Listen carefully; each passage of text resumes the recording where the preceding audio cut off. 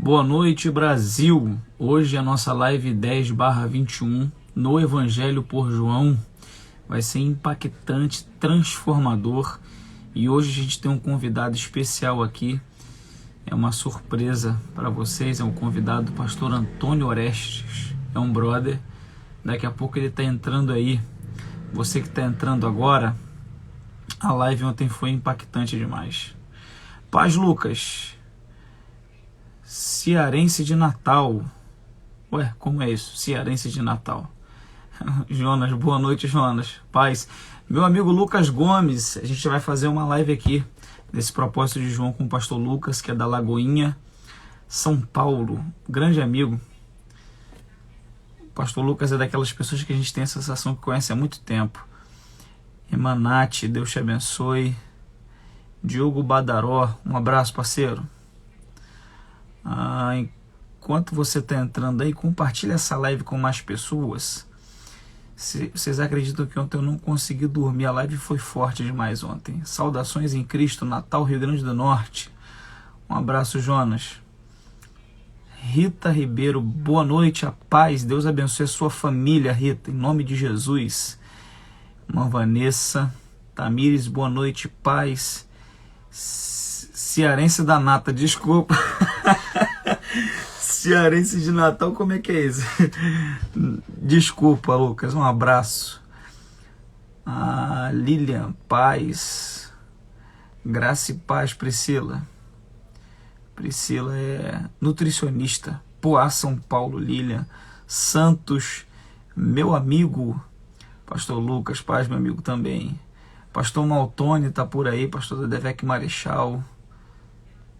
Amém, Deus vai confortar. Sou da Tenda do Leão, terra boa, hein? Eu tive aí, pastor Marcos Salles é um grande homem de Deus, uma referência.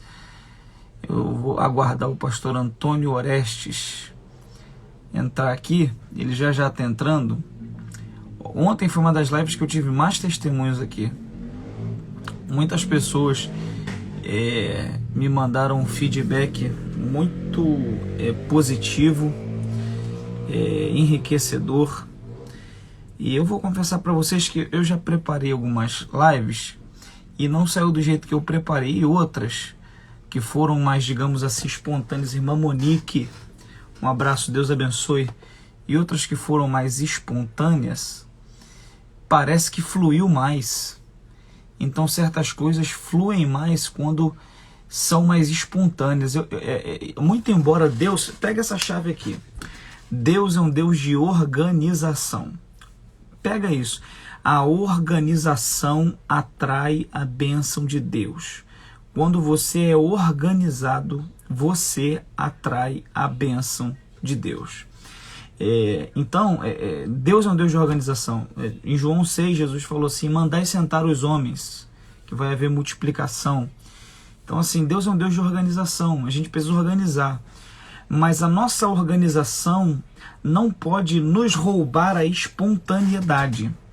A gente não pode deixar a nossa organização e o nosso desejo de, às vezes, medir as coisas e organizá-las de forma milimétrica. A gente não pode deixar que isso nos torne mecânicos. E a gente não pode deixar que isso roube a espontaneidade do Espírito Santo.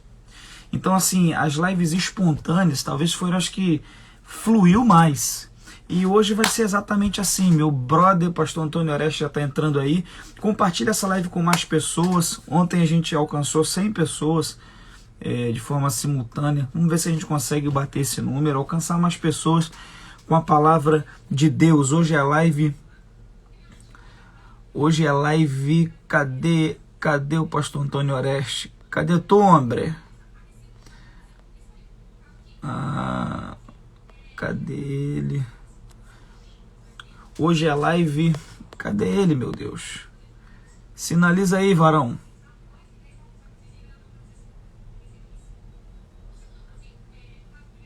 Deixa eu ver aqui. Hoje é a live 10/21. A gente vai falar sobre João 10. Cadê tu, Orestes? Então, assim, as lives que foram mais espontâneas foram aquelas que mais fluíram. Manda um convite aí. Aquilo que o senhor falou no último culto aqui na posse, eu não estou preocupado em dizer o que nunca foi dito. Eu estou preocupado em dizer o que o Espírito Santo precisa dizer. Na verdade, eu tenho dito uma coisa. Tem muita gente querendo falar aquilo que ninguém nunca falou.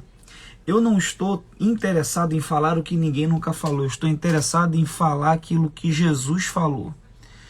Eu acho que se eu falar transformador, porque é aquilo que Jesus falou que muda vidas. Meu Deus! Agora virou. E aí, brother, como é que você tá? Maravilha, profeta. Que honra estar aqui contigo. A honra é toda minha, mano. Você sabe que eu tenho um carinho por você, uma admiração. E tem gente que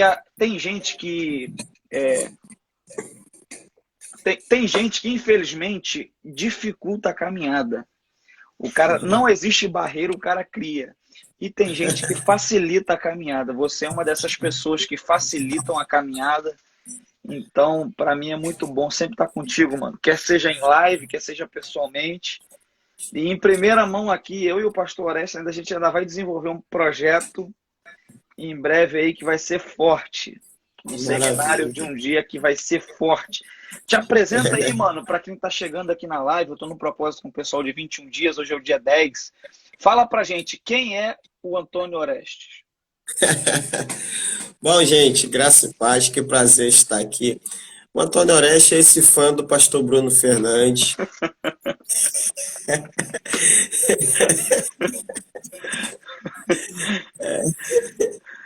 Eita, é um prazer estar contigo, tua simplicidade. Obrigado, irmã Monique, Deus abençoe, irmã Felícia, Vanessa. Bom, para mim é uma honra estar com você e creio que será excepcional aqui essa live aqui. Esse povo aqui está aqui para ouvir um pouco daquilo que Deus tem colocado na sua vida. Eu também quero aprender também um pouquinho. E mais do que eu vou falar. Aleluia. João, brother. Para quem não sabe, o pastor Antônio Orestes é a DEVEC. DEVEC Sede é nosso, mesmo ministério que eu faço parte. Só que o pastor Antônio Orestes é cria, né, irmão? É diferente. É outro patamar. Eu tô chegando, eu ainda tô em pé no corredor, o irmão já tá sentado na janela. Ó, capítulo 10 do Evangelho por João é a continuação, na verdade, do capítulo 9. É aquele embate que surgiu no capítulo 9 por causa da cura do cego de nascença. O cego de nascença, Jesus apareceu para ele 2 vezes no capítulo 9 e ele deu testemunho para os fariseus a respeito do milagre e eles ficaram impactados, mas a inveja que eles tinham de Jesus fez com que eles não recebessem Jesus, e esse embate ele sai do capítulo 9 e adentra no capítulo 10.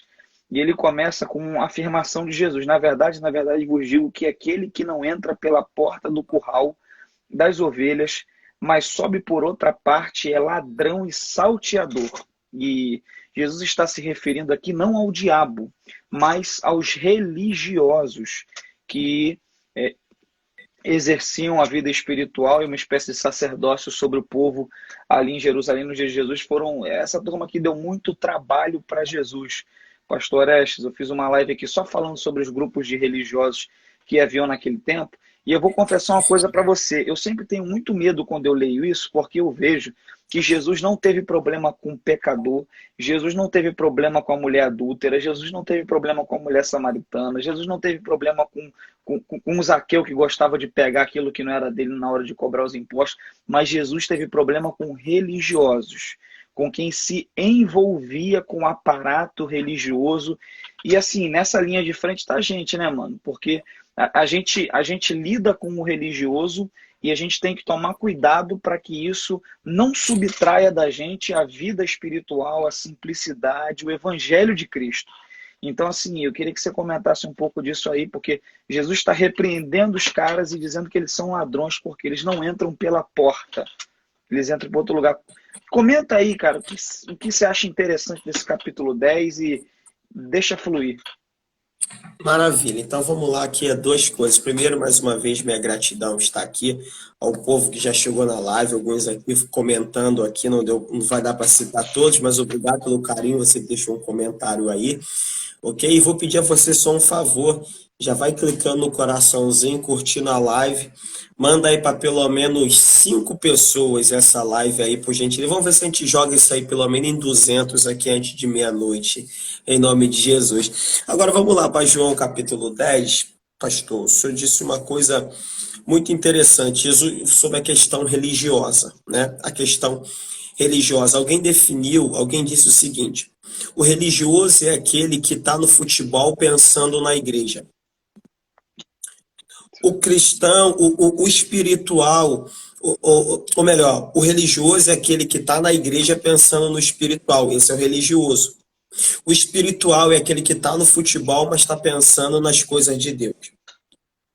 O religioso, ele está por estar, mas o coração dele está longe. Eu acho que um texto que resume isso é aquilo que Isaías falou: esse povo me honra com os lábios, mas o coração está longe. Religioso é uma pessoa que o corpo físico dele está no templo, mas o coração dele está longe de Deus. Agora, para mim, voltando a esse texto aqui, que é um dos textos que eu mais amo da Bíblia, é João capítulo 10.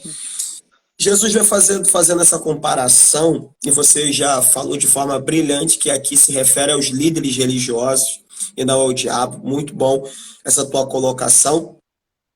Agora, uma coisa que bacana aqui é que Jesus falou que eles não entram pela porta.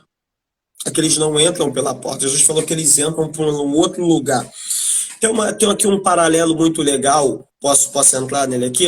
Pode, fica à vontade. Beleza, tem um paralelo aqui muito legal, é o seguinte: quando o pastor estava apacentando as ovelhas, e às vezes ele estava num lugar descampado, e ele não tinha como voltar para o seu aprisco original, onde o redil, ele tomava conta das ovelhas, para ele passar a noite num lugar aberto por causa das feras, por causa dos predadores, ele tinha que criar um aprisco.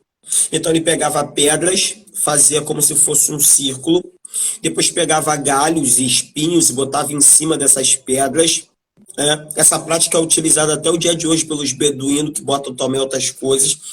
E como não dava para fazer uma porta, na entrada do aprisco, o pastor se deitava ali. Uhum.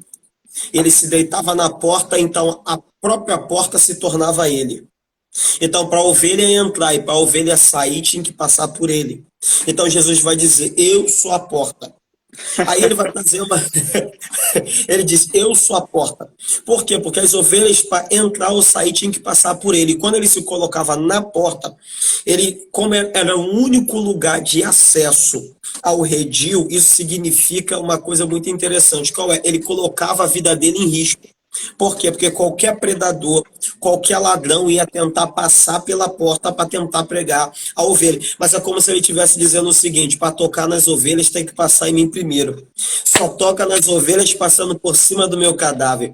Só toca nas ovelhas se tratarem comigo primeiro. E ele disse o seguinte: que da mão do Pai ninguém arrebata. Ninguém tira aquilo que está na mão dele. Aí ele vai trazer uma colocação muito interessante, meu professor. É que ele vai dizer que o ladrão, ele pula.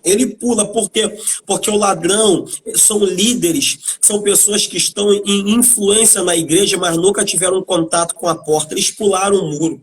Nós nunca podemos ter relacionamento com quem pula o muro, com quem não passa pela autoridade, por quem não está debaixo de cobertura, quem não tem um encontro real e poderoso com Jesus. Quem passa pela porta, leva essa experiência da porta para as ovelhas. Agora, quem pulou o muro?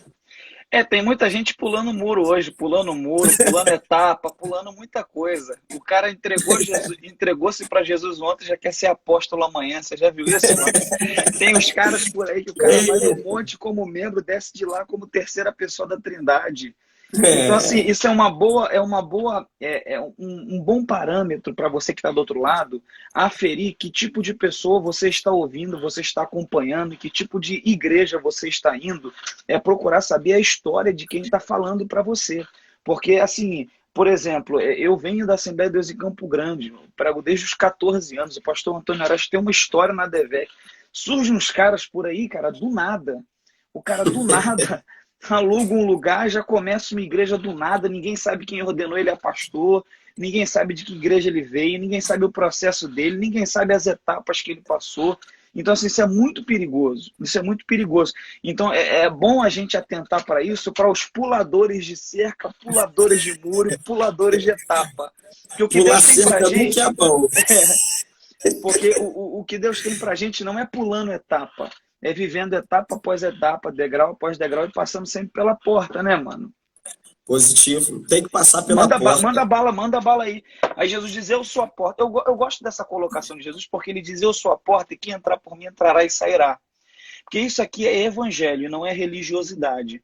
Porque na Perfeito. religiosidade você entra e não sai. Você está preso, está travado, está Eita! No evangelho, Jesus diz, quem entrar por mim entrará e sairá. Porque você não é obrigado a ficar. Porque você não é obrigado a permanecer. No evangelho, você tem liberdade. A gente não entra e fica porque é obrigado. A gente entra e fica porque ama o bom pastor. Porque ama o cuidado dele. Porque ama a comunhão com ele. Não porque tem alguma coisa externa que nos prende. Mas é porque ama a intimidade e a comunhão com ele. Manda mais bala aí, mano. Eu sou a porta. Vamos já pro verso 9. Se alguém entrar por mim, salvar-se-á, entrará e sairá e achará pastagens. Eu acho que você resumiu isso aí muito bem, porque o evangelho é liberdade. Paulo vai falar isso aos Gálatas, dizendo quem se intrometeu na liberdade que há no evangelho. Evangelho é liberdade. Existem lugares por aí, ainda tem isso, de pastores, de líderes que ameaçam as ovelhas. Se você não ficar aqui, Deus vai quebrar tua perna. Se tu entregar o cargo, Jeová vai te apertar. Eu via um anjo com a espada no teu pescoço. E digo mais, isso é só o princípio da dor. Evangelho é liberdade. Deus nos chamou à liberdade.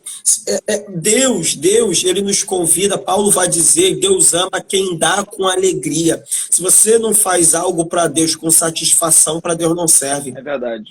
Se você não faz com o coração aberto, escuta uma coisa, Deus não procura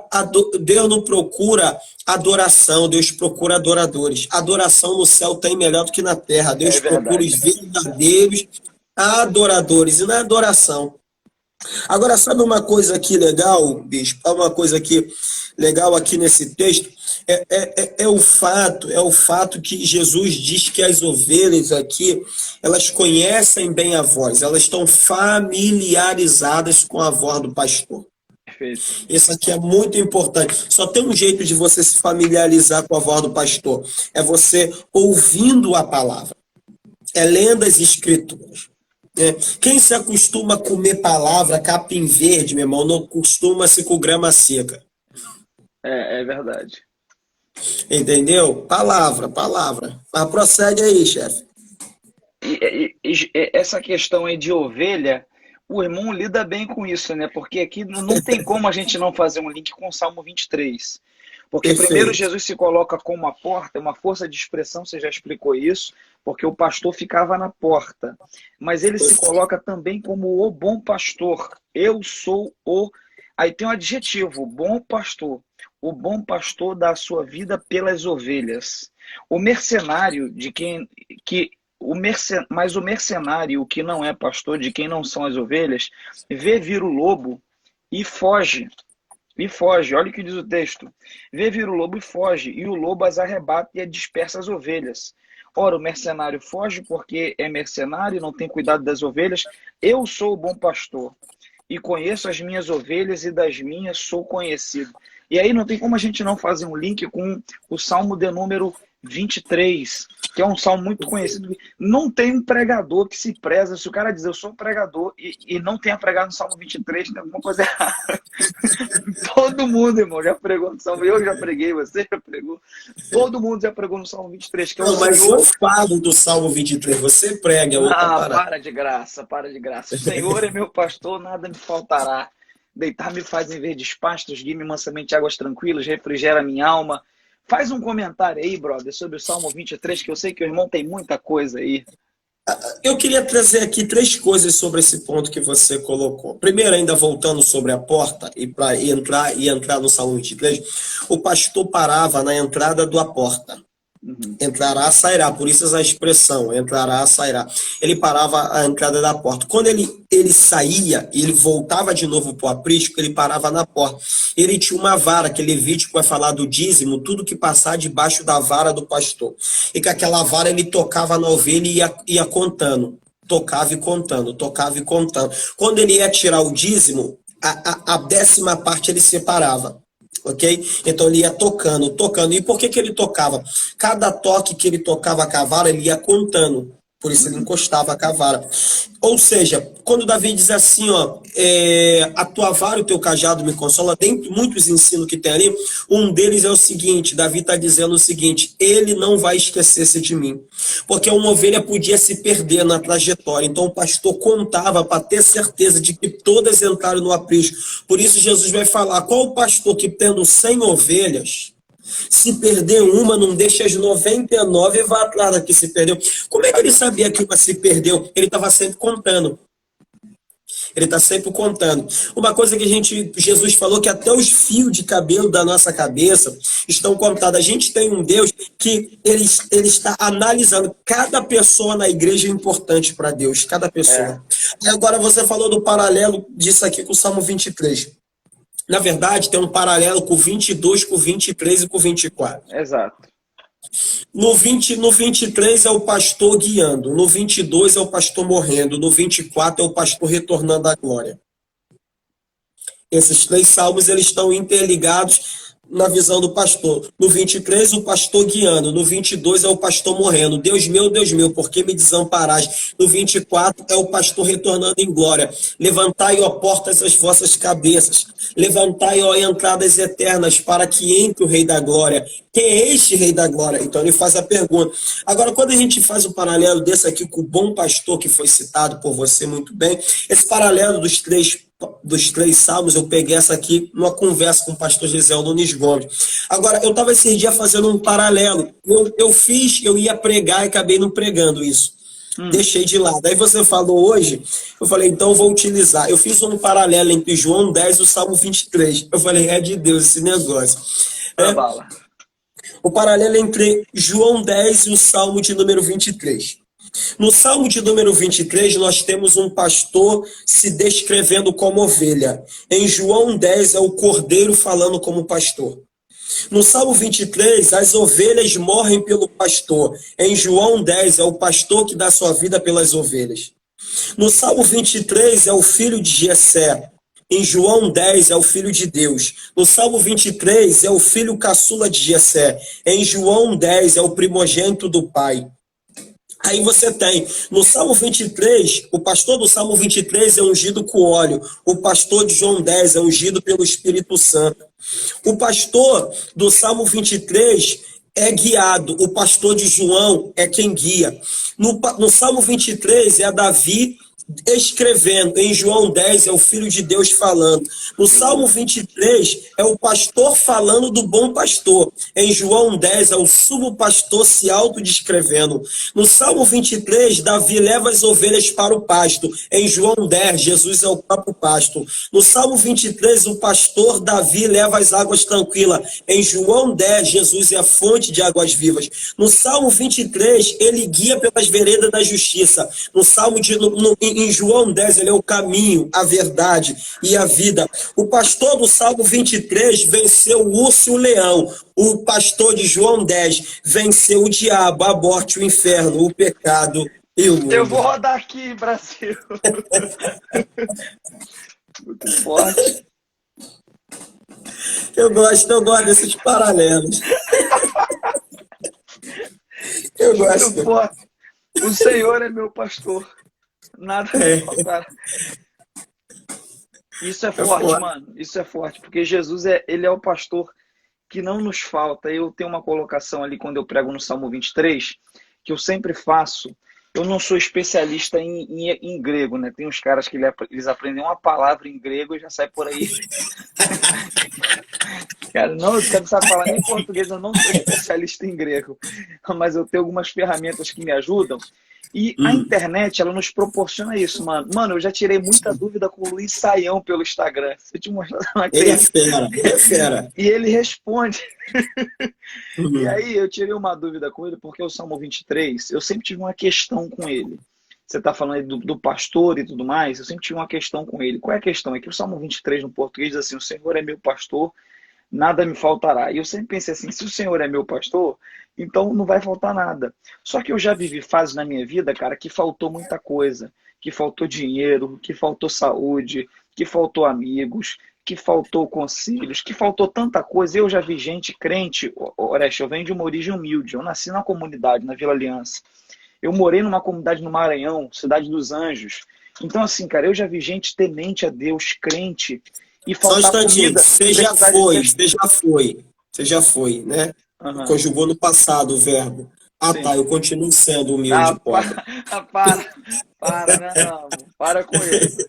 Então, então, eu nasci e eu vi muita gente. Eu nasci no meio pentecostal. Minha avó era dirigente de círculo de oração.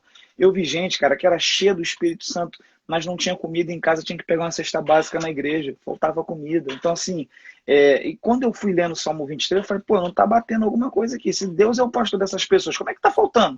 Como é que falta saúde e o cara morre enfermo? Como é que falta tanta coisa? Aí eu fui pro original. E no original, o primeiro verso do Salmo 23, o Senhor é meu pastor, nada me faltará, é Adonai Roim Loersá.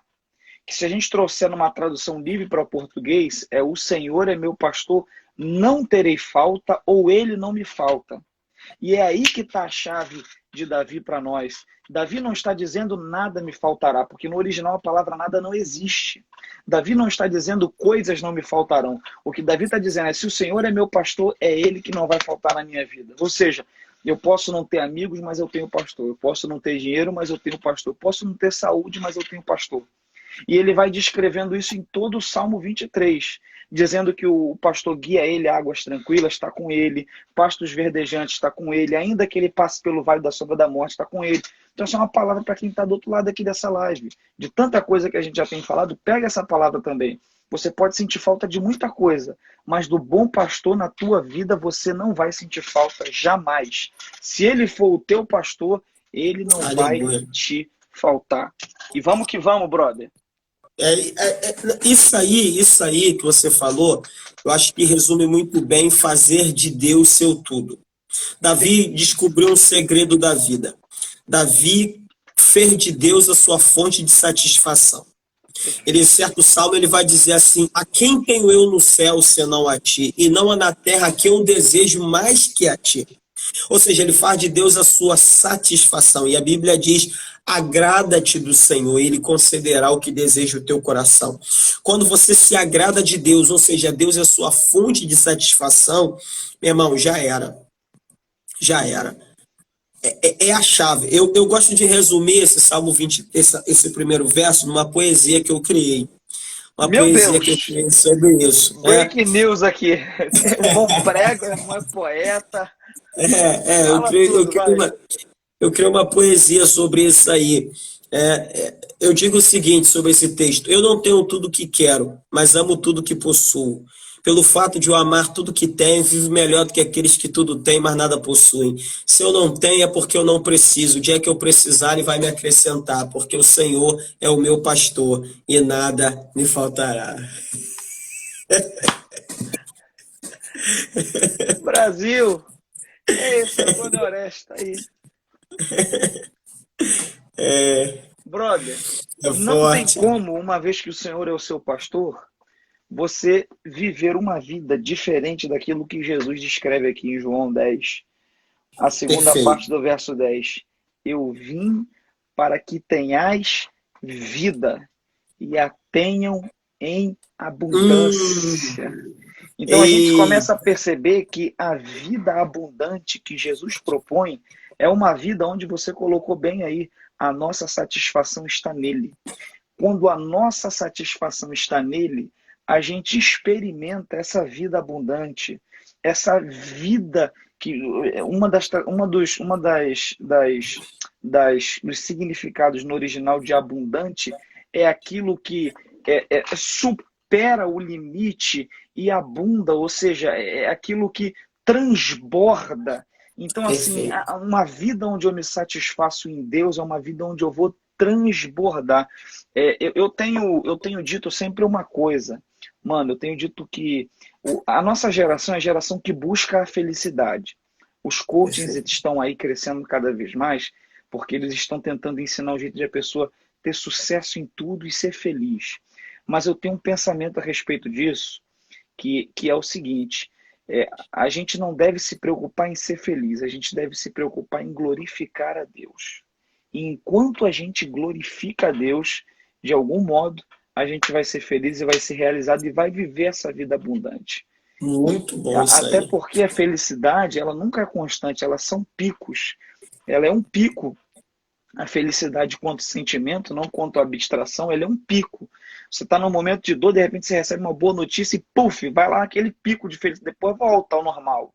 Então, assim, a vida abundante que Jesus tem para nós é uma vida onde Ele é o nosso pastor, onde Ele não nos falta, onde Ele é o nosso tudo. É aquilo que você falou, ter em Deus o seu tudo, o seu agrado e a sua satisfação. Isso aí que você falou, brother, é uma coisa muito interessante. Eu tenho aprendido que a felicidade, ela não pode estar ligado ao que eu faço. Porque o dia que eu não fazer, eu vou ficar infeliz. E felicidade não pode estar ligado ao que eu obtenho, porque o dia que eu não obter, eu vou ficar infeliz.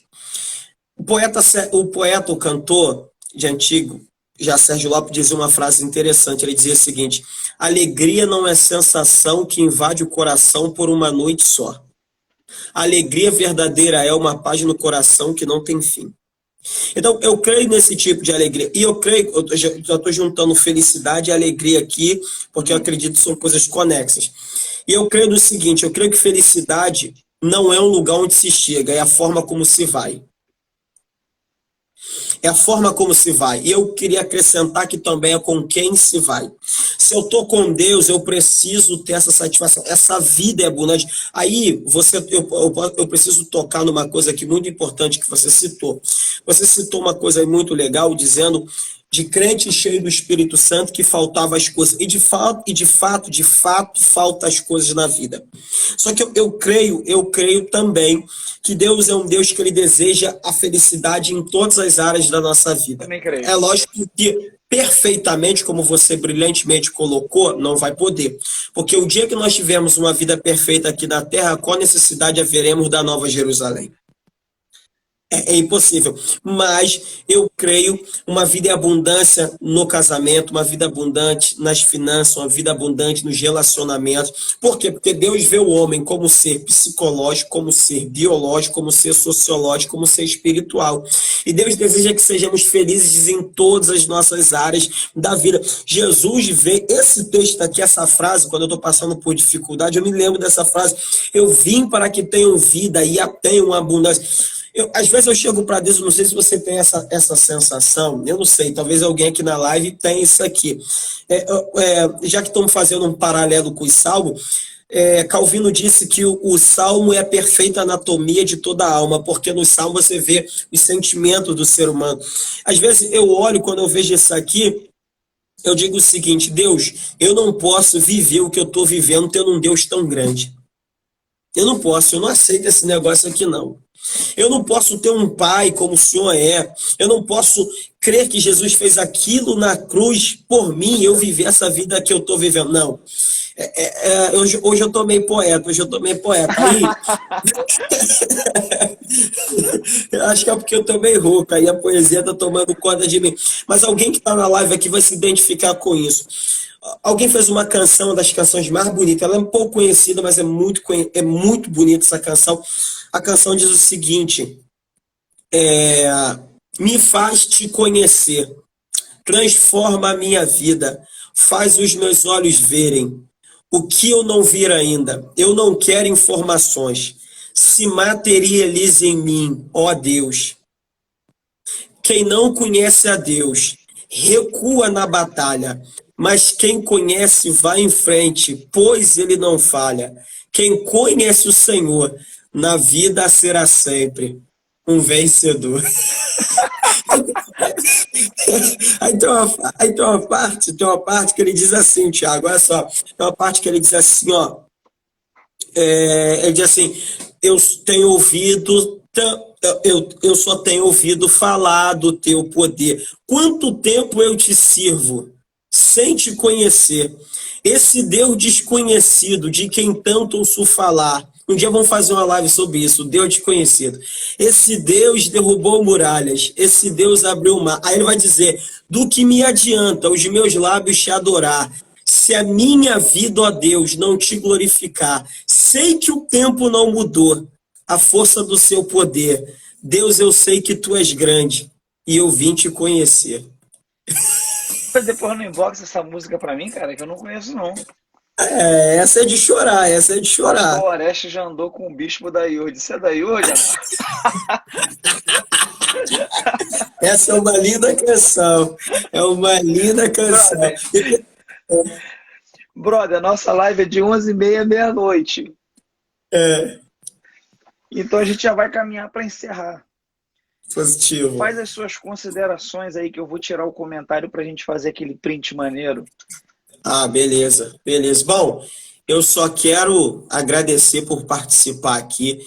E eu sei que boa parte das pessoas... Foi muito bom, cara. Você tá doido. Foi muito bom. A galera que tá aqui, segue o pastor Orestes aí. Ele é brother, é um cara de Deus, é fantástico. Gente boa, parceiro, homem de Deus. Segue aí. Eu vou pedir para você levantar a sua mão direita. Levante sua mão direita aí. Você... Aponta o dedão. Essa é a esquerda, pô. Aí, ó. Toca aí, gente. Clica aí. E segue aí o pastor Bruno Fernandes aí. Clica aí. Ai, meu Deus. Brother, Deus te abençoe. Sua vida é uma bênção. Eu vou desativar o comentário aqui pra gente fazer aquela selfie. No 3, você faz aquela pose assim, de uma mistura de Denzel Washington com Will Smith. Aí eu vou confessar uma coisa. Deus me deu unção, Deus me deu, mas Deus não me deu boa formosura igual a você, não. No céu eu vou reclamar. Eu vou falar com o Senhor por que ele não me deu um cavanhaque igual o teu. Rapaz, isso aqui de vez em quando eu tenho que raspar. Esses dias eu vou ter que raspar, que eu vou pregar na igreja bem tradicional, vou ter que raspar. O pessoal esquece que Jesus usou barba, mas a gente vai se adequando, né?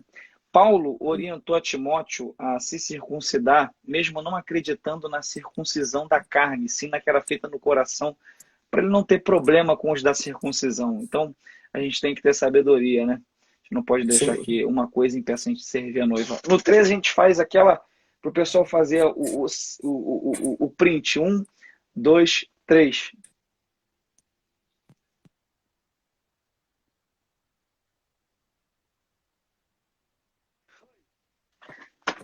É nóis, brother. Obrigado. Deus abençoe você que está nessa live aí. Amanhã, de novo, de 11h30 à meia-noite. Eu passei um pouquinho hoje por causa do pastor Antônio Oreste. Amanhã eu vou receber um outro brother aqui. Aí, a 12ª eu vou fazer sozinho de novo. Vou receber o Caio Lima, da Bahia. Eita! Esse é tocha de fogo. Vai sair fogo aqui. Eita. Eu vou entrar contigo nessa carruagem. Tamo junto, brother. Um beijão, Oreste. Tamo junto. Deus abençoe. Tchau, tchau.